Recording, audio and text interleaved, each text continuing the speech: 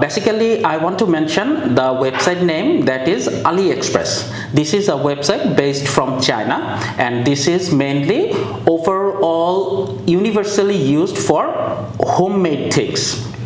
Around that, I have found that in AliExpress there are several options to bought parts for our vehicles, my private car. So I have bought a lot of small things from that Chinese website, that's AliExpress, before Corona. There is a situation when there is a port cost which was really low to import things from China to Bangladesh with a very minimum timeline, and the products were really good.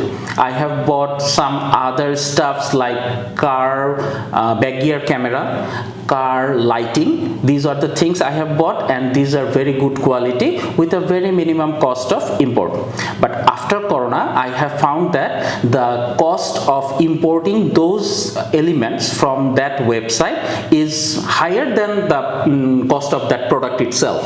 So now I do not use that anymore. Rather, I use the local websites like Daraj, Bikroy.com, such as those. They basically sell the local products, but those are good also, and I like those because of I can pay in Bangladeshi taka, and also the delivery timeline is minimum than AliExpress. Thank you very much.